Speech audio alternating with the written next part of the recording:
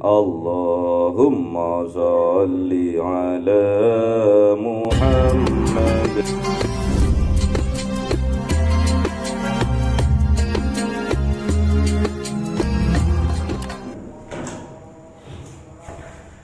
Kalamun qadimul la yumallu tanazzaha an qawli wa fi'li bihi astafi min kulli dhati wa nuru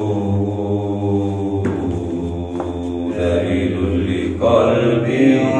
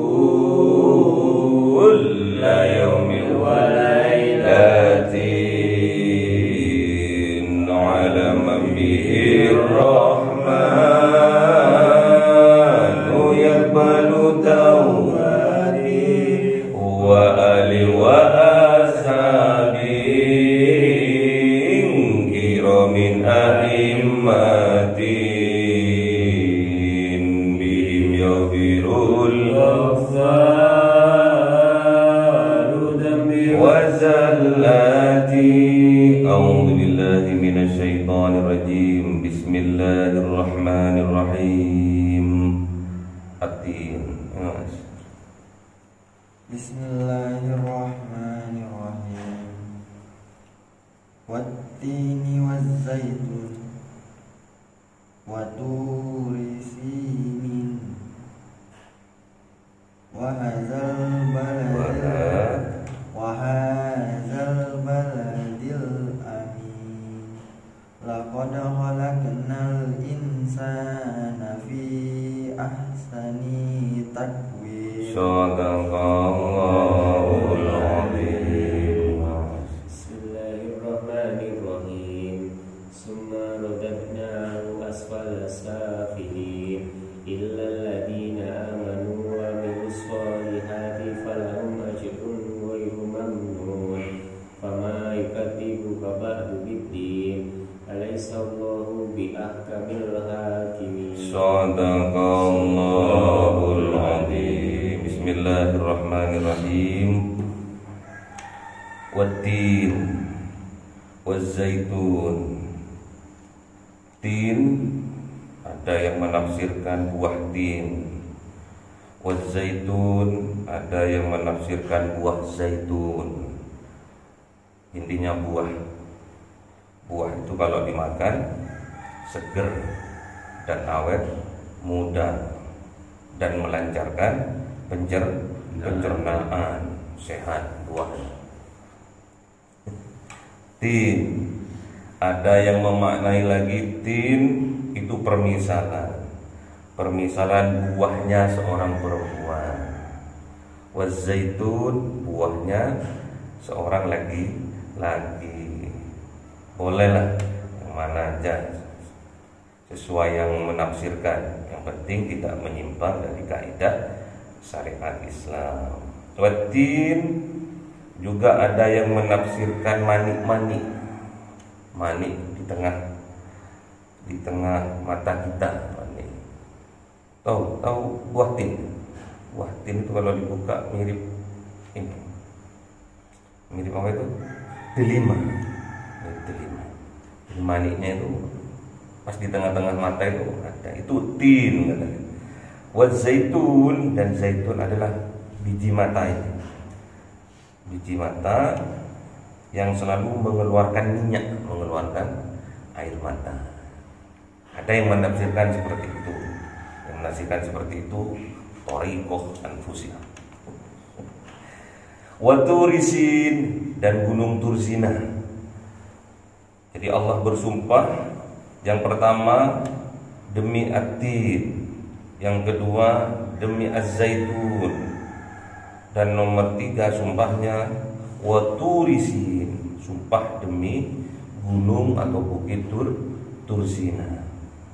Pernah tahu ya bukit Tursina itu?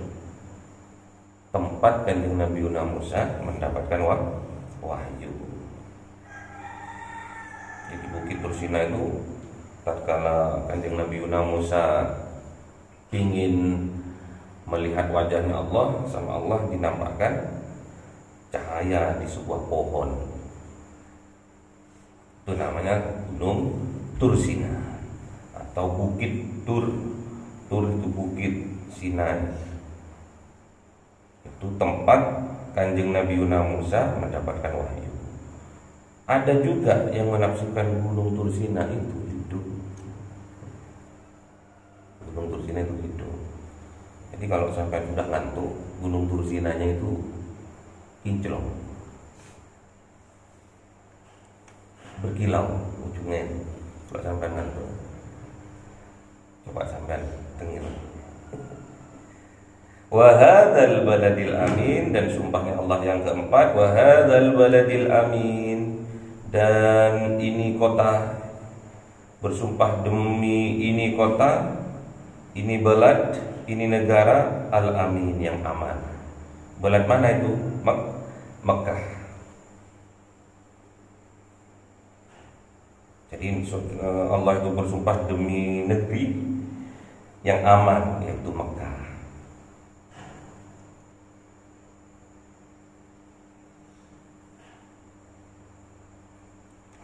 Laqad khalaqnal insana fi ahsani taqwim.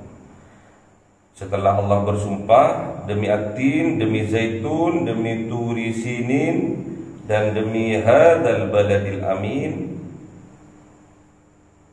kemudian Allah melanjutkan tentang proses penciptaan manusia yang sempurna. Laqad khalaqnal insana fi ahsani taqwim. Sungguh-sungguh Allah telah menciptakan manusia fi ahsani taqwim, dalam bentuk ahsan taqwim, sempurna bentuknya, sempurna. Jadi manusia itu diciptakan dengan bentuk yang sesempurna mungkin, sebaik mungkin. Intinya apa di sini? Jadi tatkala Kanjeng Nabi Ibrahim alaihissalam dulu pernah berdoa di Baladil Amin ini, di kota Mekah. Karena kota Mekah dulu itu gersang, pasir, gunung, bukit-bukit, padas. Batunya itu batu padas, kalau kita injak itu luka. Kalau sampean besok ke Mekah, amin. Sampean besok umroh ke Mekah, Madinah, nanti ada 2 bukit yang menjadi lambang perjuangan dari seorang perempuan. Siapa itu? Siti Hajar tatkala mencari air. Ada 2 bukit yang dinamakan Bukit Sofa dan Bukit Marwah. Di situ nanti ada rukun umroh atau rukun haji, namanya sa'i.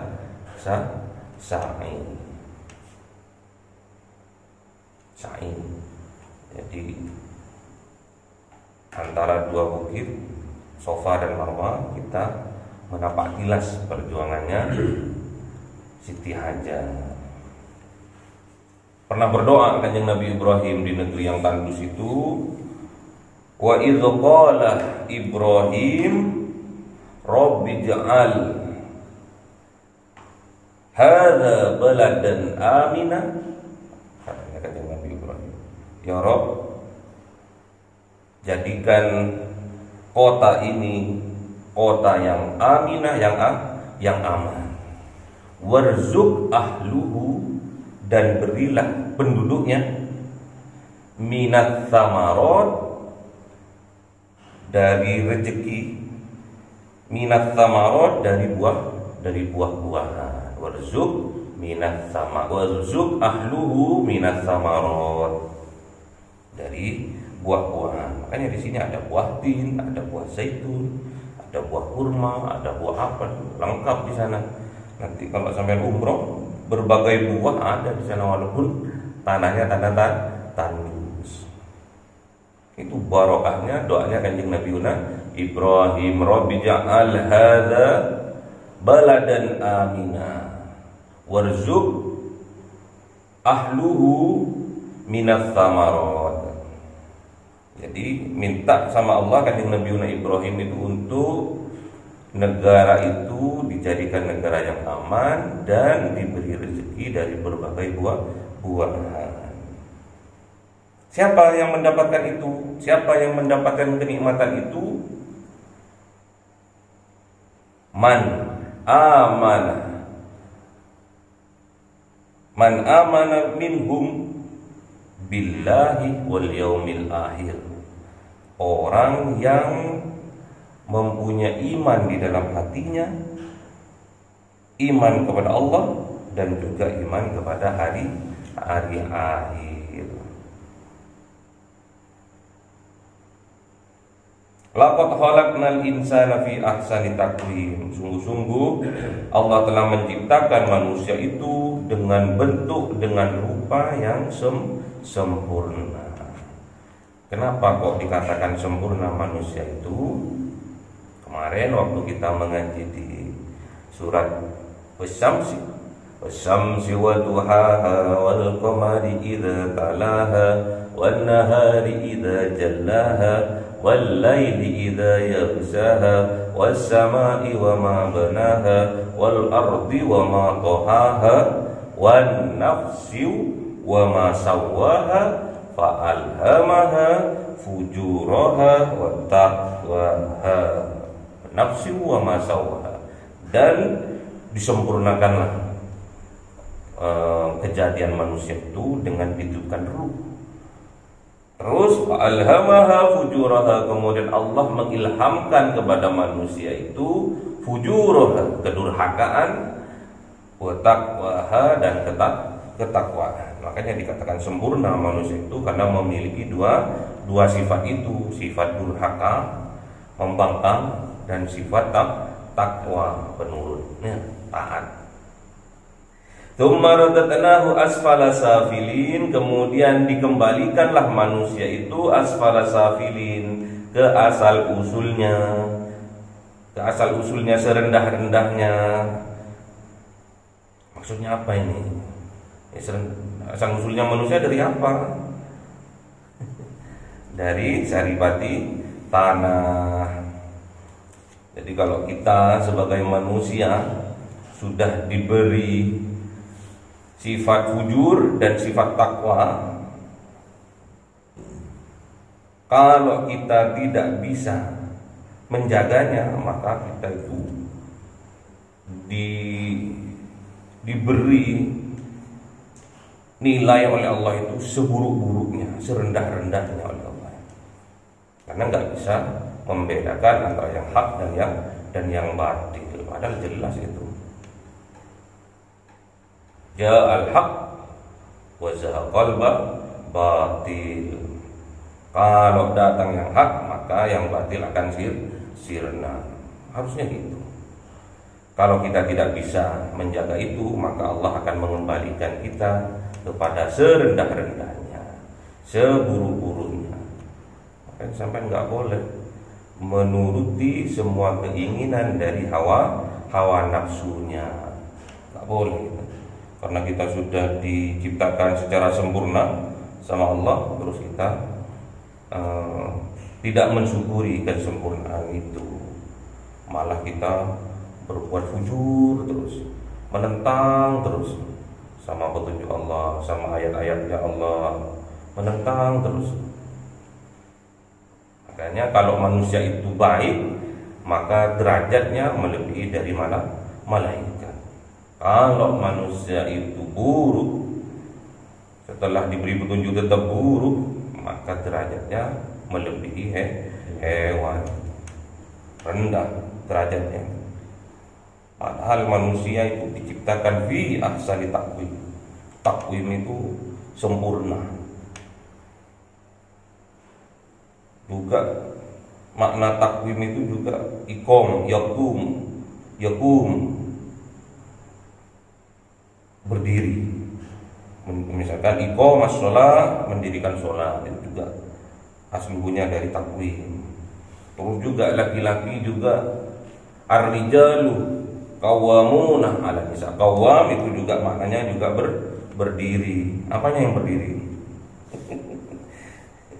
Maksudnya laki-laki itu sempurna gitu, untuk bisa menjaga perempuan. Qawamun itu bisa menjaga dari segala hal. Keamanannya, keamanan fisiknya, keimanannya, hatinya, amalnya. Laki-laki itu harus tanggung jawab kepada istri dan juga anak-anaknya. Berat laki-laki, qawwam itu berat.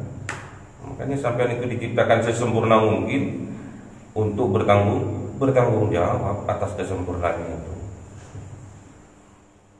Tsumma radadnahu asfala safilin, kemudian dikembalikan manusia itu ke serendah-rendahnya, ke asal usulnya.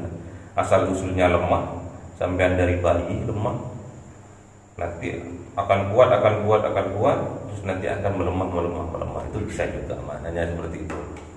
Jadi sampean dulu masih kecil, lemah, nggak bisa ngapa-ngapain, nanti tambah ganteng, tambah kuat, tambah gagah, bermanfaat. Terus lama-kelamaan udah umur 60, 70 sudah mulai kembali lagi ke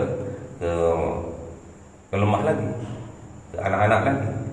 Makanya sampean mumpung masih muda sekarang, pergunakan sebaik-baiknya waktu mudanya itu, biar nggak nyesel sampean. Waktu mudanya sampean pergunakan sebaik-baiknya. Sampean bisa sholat tahajud 4 salam, lakukan 4 salam. Nanti sampean kalau sudah tua cuma tinggal ingin toh, nggak bisa tuh lagi gini. Mau sholat gimana? Nggak bisa.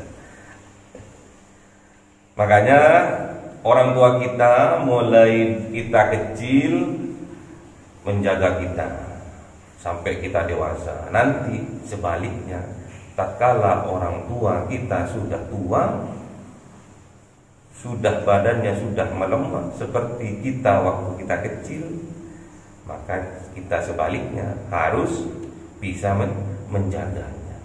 Jangan ditaruh ke panti asuhan ya. Kebanyakan sekarang ditaruh ke panti asuhan, alasannya sibuk dengan pekerjaannya. Nah, bisa di ibunya itu, orang tuanya itu nanti melihat anaknya memperlakukan dirinya seperti itu. Banyak terjadi sekarang di kota-kota metropolitan, di keluarga orang-orang yang sibuk dengan pekerjaannya, mengejar karirnya, tapi menelantarkan orang tuanya. Na'udzubillah min dzalik. Kalau sampean seperti itu, kama tadi nutudan, kata Nabi. Kalau kamu seperti itu kepada orang tuamu, besok kamu akan diperlakukan seperti itu oleh anak-anakmu. Kan harus berbakti sama orang tua. Ya. Banyak sekarang di panti-panti jompo, panti-panti asuhan itu banyak orang-orang tua yang ditelantarkan oleh anak-anaknya. Gak ingat waktu dia masih kecil siapa yang merawatnya. Kalau orang tua dulu cita-citanya tatkala merawat kita itu, menginginkan kita itu panjang umur, sehat walafiat dan bermanfaat, berbakti. Kalau kita tatkala sekarang kita sudah dewasa, orang tua kita sudah tua renta, kadang-kadang yang ada di harapan kita itu kadang-kadang menginginkan orang tua cepat mati biar nggak ngerepoti. Bukan sebaliknya, didoakan panjang umur, ibadahnya semakin jos lah, sesuai dengan kekuatannya, kemampuannya. Ini juga sumarodatnahu asfala safilin, diartikan bahwa juga nanti kalau orang sudah tua itu akalnya seperti anak kecil, pingin diperhatikan, pingin dipuja, dipuji oleh anak-anaknya, pingin dirawat oleh anaknya, pingin disuapi oleh anak-anaknya. Kadang ini ada orang tua itu yang pikun, akal sehatnya sudah konslet, barusan makan tapi bilangnya belum. Itu untuk menguji anak-anaknya supaya bersabar, karena pintu surga itu berada pada kedua orang tua, itu salah satunya. Illal ladzina amanu wa amilus solihati falahum ajrun ghairu mamnun, kecuali orang-orang yang beriman dan beramal soleh, falahum ajrun, maka bagi mereka ajrun, pahala, ghairu mamnun, yang tidak pernah putus. Jadi kalau kita mengamalkan amalan yang soleh, yang penuh dengan keimanan, maka kita diberi oleh Allah pahala yang tidak pernah putus oleh Allah. Ajrun ghairu mamnun. Jadi misalkan kita masih mudanya, sholat tahajudnya 4 salam terus, sholat berjamaahnya 5 waktu terus tanpa putus. Nanti tatkala sudah tua, dia tidak bisa melakukan hal itu, namun pahalanya tetap mengalir. Kebiasaannya istiqomahnya tahajud, dia cuma kerja, ya Allah aku ingin tahajud tapi badanku sudah lemah. Dia dapat pahala tahajudnya seperti dulu itu, seperti waktu mudanya itu. Terus sholat berjamaahnya misalkan, udah pakai kursi roda kemana-mana, nggak sempurna dia sholatnya, namun dia tetap, kata Allah, ajrun ghairu mamnun, tetap dia akan mendapatkan pahala, gak akan putus pahala waktu dia masih muda dan kuat-kuatnya beribadah. Yang dinilai oleh Allah adalah istiqomahnya itu.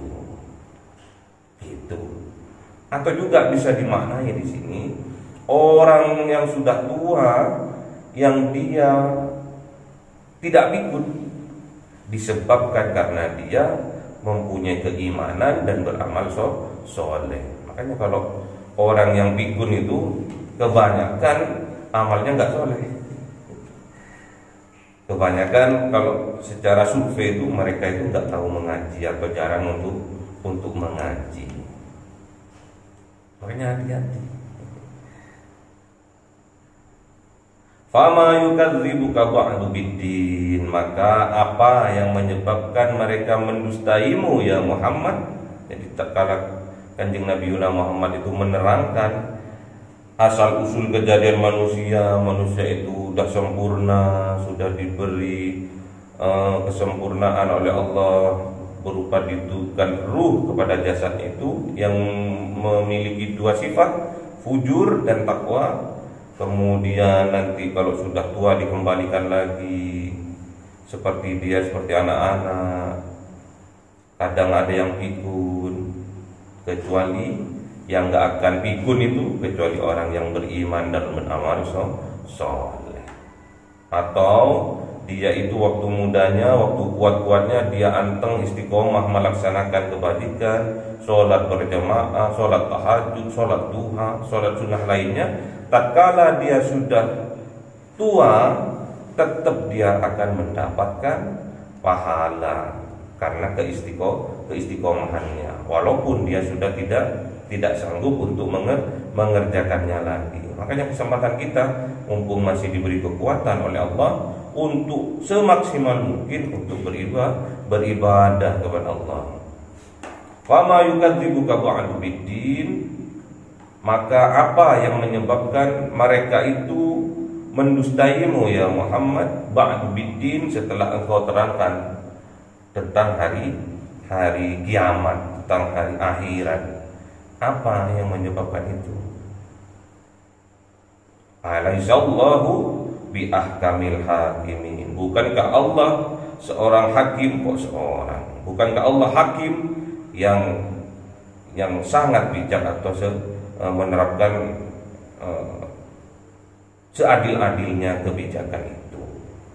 Allah itu maha bijak. Jadi nggak tahu kita itu orang itu berbuat baik apa karena faktor keimanannya, Allah yang tahu. Allah berbuat baik karena ada keinginan untuk dipuji atau mencari muka, itu Allah yang tahu. Kita nggak tahu. Kita nggak bisa menilai seseorang dari dohirnya, nggak bisa. Dohirnya mesem-mesem, hatinya welek misalkan. Kita nggak tahu.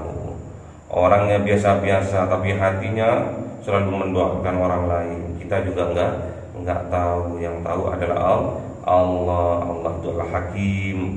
Allah itu maha bijak. Semua keputusannya, semua apa yang diperintahkannya, apa yang dilarangnya, semua demi kebaikan manusia. Ya, jadi kita itu harus bersyukur, harus tingkatkan keimanan kita, harus tingkatkan juga amal soleh kita agar kita mendapatkan falahum ajrun ghairu mamnun, agar kita mendapatkan pahala yang tidak akan putus. Bahkan kita mati pun pahala itu tetap mengalir kalau kita mempunyai 3 hal, kata Kanjeng Nabi. Yang pertama sedaqatin jariyatin, yang kedua al-ilmi yantafu'u bihi, yang ketiga waladin sholihin yad'u lahu. Jadi punya 3 ini sampean udah jos wis, udah tenang sampean. Satu, punya infak sedekah untuk amal jariyahnya sampean besok di yaumil kiamah. Yang kedua, punya ilmu yang bermanfaat, sampean lakukan dulu ilmu itu, praktekkan dulu dalam kehidupan sehari-hari, baru sampean sampaikan ke orang lain. Dan yang ketiga, sampean didik anaknya, putra putrinya menjadi anak soleh solehah sehingga bisa meneruskan perjuangan orang tuanya. Dengan cara apa? Mendoakan orang tuanya. Jadi doa itu mendekatkan diri kepada Allah. Jadi ud'uni istajib lakum, ud'uni istajib lakum. Mendekatlah kamu kepadaku. Sini, dekat, cedek kepadaku. Astajib lakum, maka aku akan penuhi semua hajatmu. Karena aku tahu, kalau kamu dekat sama aku, tahu. Sama kita seperti teman karib kita. Kalau teman karibnya nggak punya uang, nggak tahu. Ini kok nggak makan ini, mungkin kirimannya lambat, ini kan gitu. Apalagi Allah, apalagi kita taqarrub ila Allah, apalagi kita mendekat kepada Allah, pasti Allah istajib lakum, Allah akan penuhi semua hajat-hajat baik kita. Semoga kita diberi kekuatan oleh Allah sehingga kita di dalam hati kita ditetapkan iman dan Islam, dan kita tetap melakukan amal soleh sehingga kita diberi pahala oleh Allah ghairu mamnun.